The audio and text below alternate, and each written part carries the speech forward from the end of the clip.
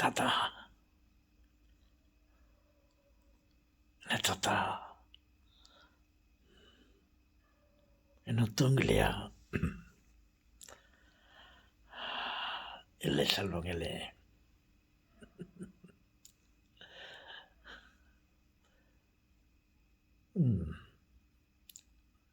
நான் அப்படியே ஓ இறை வணக்கம்.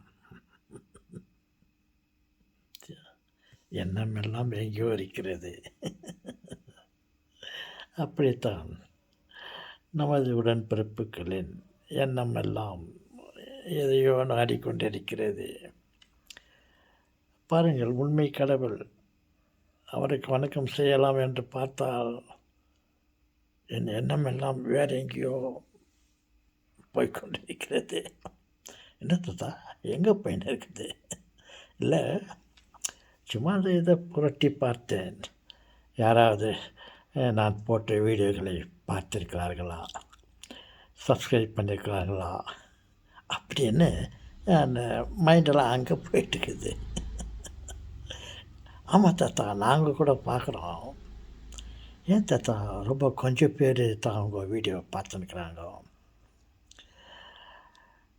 அதில் கொஞ்சம் பேர் தான் சப்ஸ்கிரைப் பண்ணிக்கிறாங்க. ஏன் தாத்தா? எண்ணமெல்லாம் ஓரிடத்தையே நாடுது. அப்படி இருக்கும்பொழுது நான் போட்ட வீடியோக்களை பார்ப்பதற்கு அவர்களுக்கு ஆர்வம் இல்லை. விருப்பம் இல்லை என்று நான் சொல்லவில்லை. விருப்பம் இல்லாமலா சிலர் பார்த்து கொண்டிருக்கிறார்கள். அதில் சிலர் சப்ஸ்கிரைப் பண்ணி கொண்டிருக்கிறார்கள். அவருடைய எண்ணம் எல்லாம், எதிர்பார்ப்பெல்லாம் வேறு எங்கேயோ இருக்கிறது.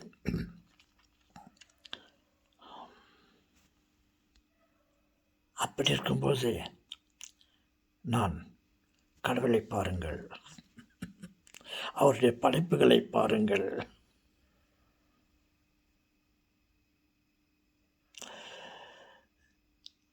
வானத்தை பாருங்கள், நட்சத்திரங்களை பாருங்கள், சூரியனை பாருங்கள். சூரியன் நெருப்பாய் எரிகிறது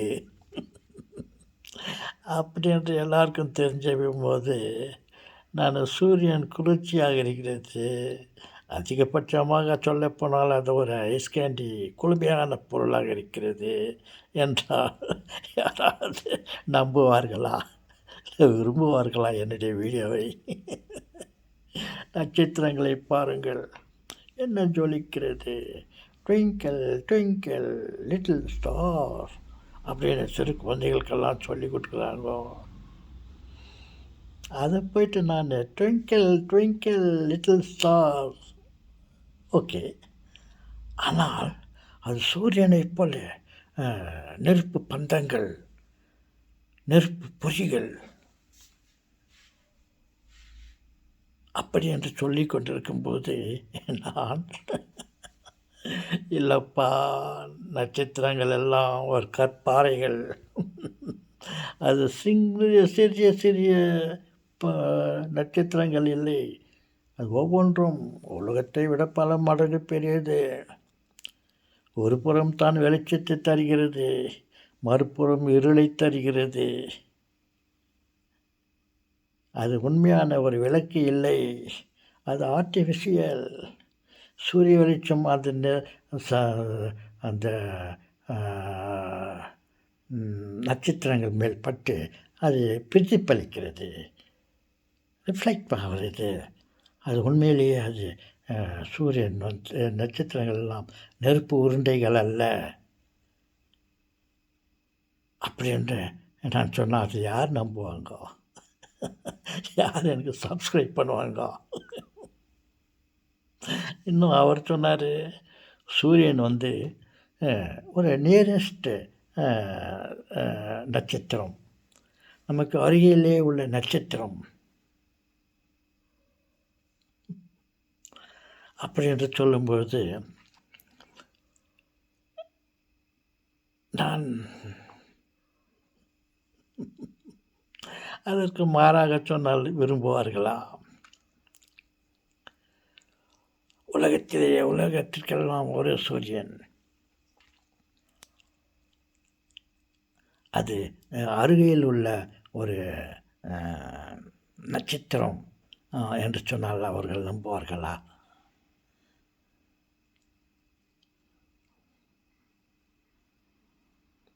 இது போன்ற பல என்ற கற்பனைகளை நான் சொல்லிக் கொண்டிருந்தால் யார் விரும்புவார்கள்?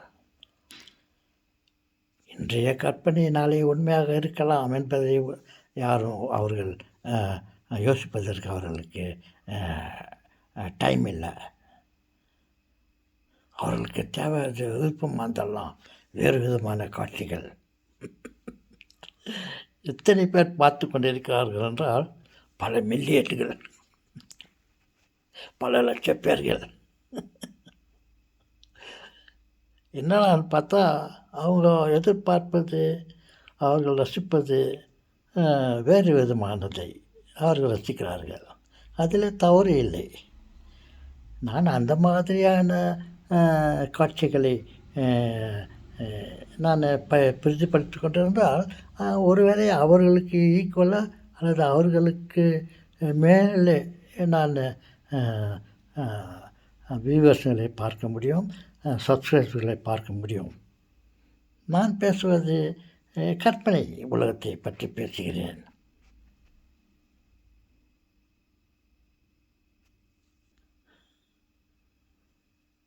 மனிதனை பாருங்கள், அவனுடைய உருவத்தை பாருங்கள், அவனுடைய உடல் அமைப்பை பாருங்கள். கடவுள் எப்படியெல்லாம் மனிதனை படைத்திருக்கிறார்.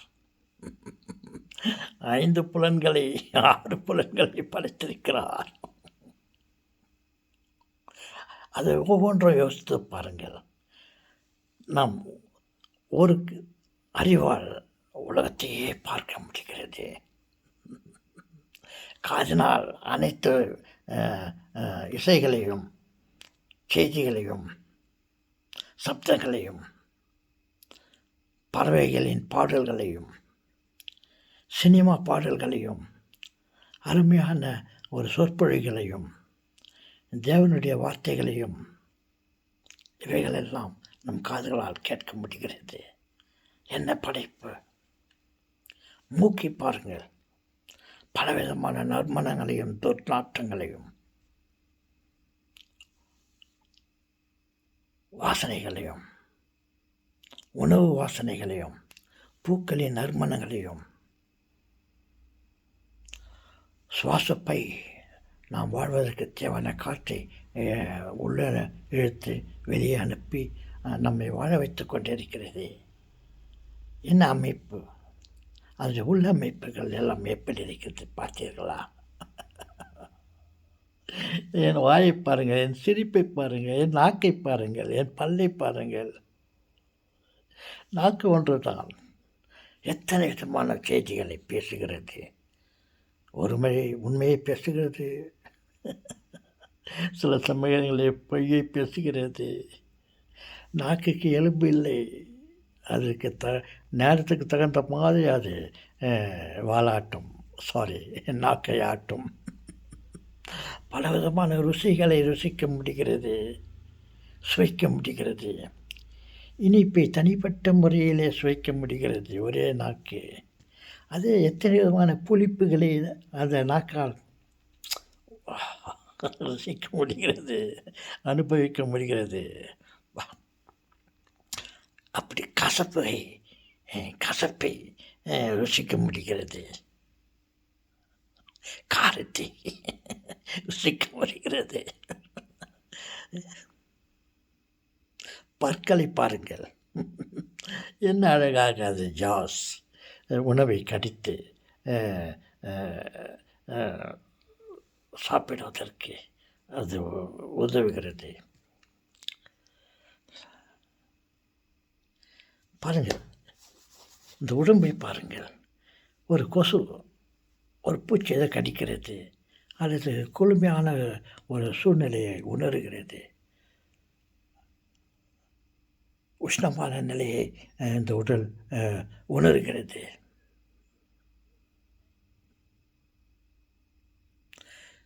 தலையை பாருங்கள், ஒன்றை பற்றி யோசிக்கிறது. அந்த உடலில் உள்ள அனைத்து உறுப்புகளுக்கும் அது ஒரு கண்ட்ரோல் செக்ஷனாக இருக்கிறது. உடலுக்கு தேவையான அனைத்து கட்டளைகளையும் அது இடுகிறது. நல்லது கெட்டது,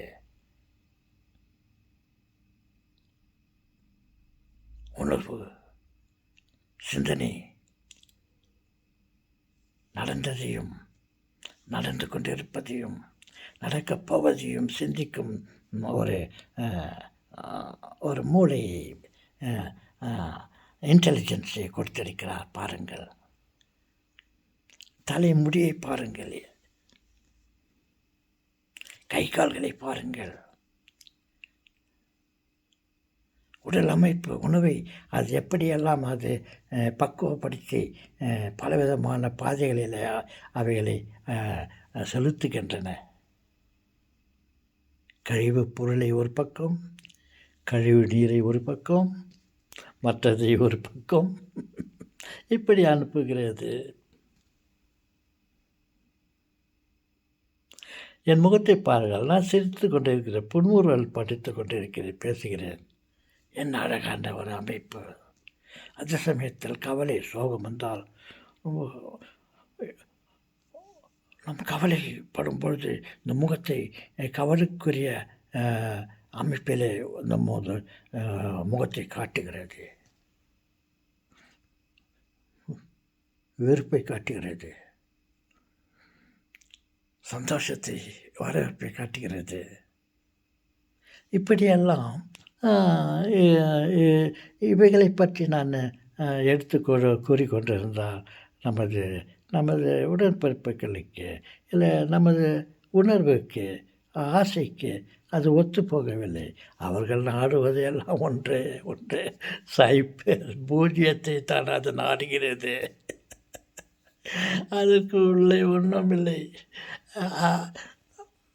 அதிகமாக சொல்ல வேண்டாம். இப்படி விரும்புகிறது.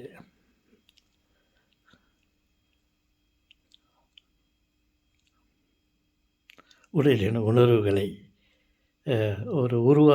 ஒரு ஆசைகளை, ஒரு அந்த உருவத்தை நாம் பார்க்கும் பொழுது ஒரு ஆர்வம் வருகிறது. அப்படி இருக்கும்பொழுது நான் வேறு ஏதாவது சொல்லிக்கொண்டு சொன்னால் எட்டு பூசணிக்காயை போல் உபயோகப்படவில்லை.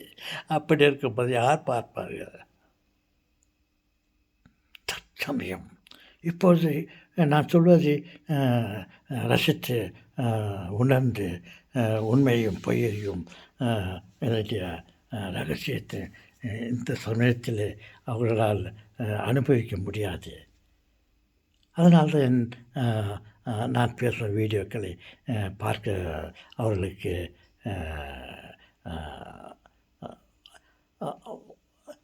விருப்பமில்லை என்று சொல்ல முடியாது, அப்படியும் சொல்லலாம். ஆனால் அவர்கள் எதிர்பார்ப்பது வேறு விதமான வீடியோக்களை, செய்திகளையோ, பாட்டுகளையோ, நடனங்களையோ, சில விஷயங்களையெல்லாம் அவர்கள் பல மில்லியன்ஸ் ஜனங்களெல்லாம் பார்க்குறாங்க. என்னால் அப்படி போட முடியாது, போடவும் தெரியாது. நல்லா தாத்தா எப்படி மாறிட்டார் என்ற பெயரை வாங்க நான் விரும்பவில்லை. விரும்புவது மட்டுமல்ல, அது என் உள்ளமும் உணர்வும் ஆசையும் வழி கொடுக்காது. ஆனால் ஒரு நாள் வரும். 30 பேர் பார்த்திருக்கிறார்களே என்றால் அது பல லட்சங்களை காணப்படுகிறது. அந்த 3, 30, 40 பேர் பார்த்திருக்கிறார்கள் என்றால் பல சைப்பர்கள் அது பக்கத்தில் வரப்போகிறது.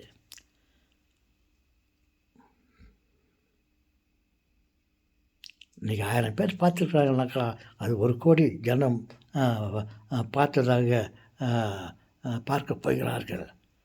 நான் சொல்வதை எல்லாம் உணரப் போகிறார்கள். வானசாஸ்திரிகள் அப்போது சொன்னார்களே, யாரும் நம்பவில்லை, இப்பொழுது நம்புகிறார்கள். ஒவ்வொன்றாக வெளிச்சத்திற்கு வருகிறது. இவன் அப்பயே சொன்னான், இயேசுராஜா பிறக்கப் போகிறார் என்று ஒருத்தன் சொன்னான். ஒரு ராஜா பிறக்கப் போகிறார், கடவுள் மனிதனாக பிறக்கப் போகிறார் என்று அப்பயே ஒரு என்னை போன்ற தாத்தாக்கள் சொன்னார்கள். அது எத்தனையோ வருஷங்கள் அது அது ஏற்றுக்கொள்ளாமல் அப்படி இருந்தது. அப்பொழுது பார்த்தால் வானத்திலே நட்சத்திரம் தோன்றியது. கடவுள் பிறந்திருக்கிறார், இயேசு பிறந்திருக்கிறார் அப்படி என்று சரித்திரத்திலேயே ஒரு தாத்தா எழுதி வைத்திருந்தார். இப்போ பார்த்தாக்கா அந்த நட்சத்திரம் வந்தது. எங்கடா போதும் அந்த நட்சத்திரம் போய் நேர்ந்து பார்த்தாக்கா ஜீசஸ் இறைவன் பிறந்திருக்கிறார் அந்த இடத்தை காட்டினது. அந்த தாத்தா சொன்னது இப்போ நிறைவேறிட்டு. அந்த மாதிரி இந்த தாத்தா சொல்கிறது ஒரு காலத்தில்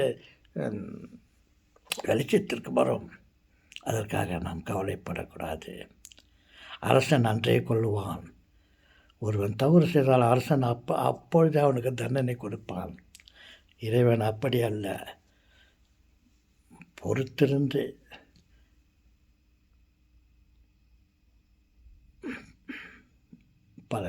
பலனை தருவார். அரசன் அன்றே கொள்வான், தெய்வம் நின்று கொள்ளும். பொறுத்து அந்த மாதிரி எனக்கு ஒரு காலம் வரும். அந்த காலத்திலே நான் இருக்க மாட்டேன். ஏன் நீங்களும் இருக்க மாட்டீர்கள். நமது சந்ததிகள் பார்ப்பார்கள். என்னடா சூரியன் நெருப்பு என்று நாம் நம்பிக்கொண்டிருக்கும்போது, அனுபவித்து கொண்டிருக்கும்போது ஒரு கிழவன் சொன்னான், இல்லை அது குளிர்ச்சியான ஒரு உலகம், குளிர்ச்சியான ஒரு உருண்டை.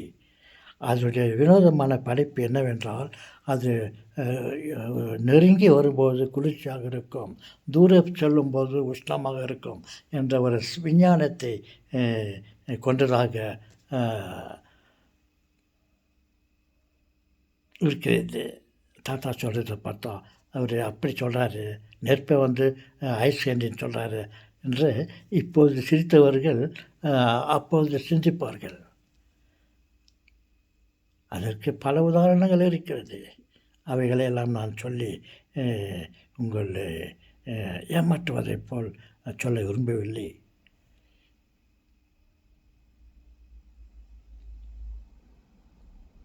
ஓகே செல்வங்களே,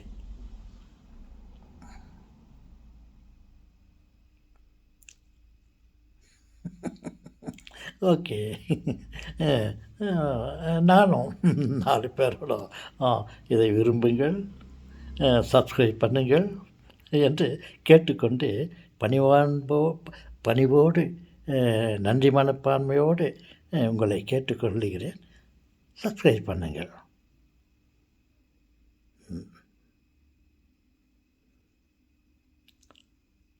ஓகே செல்வங்களே, நீங்கள் சப்ஸ்கிரைப் பண்ணதுக்கு நன்றி.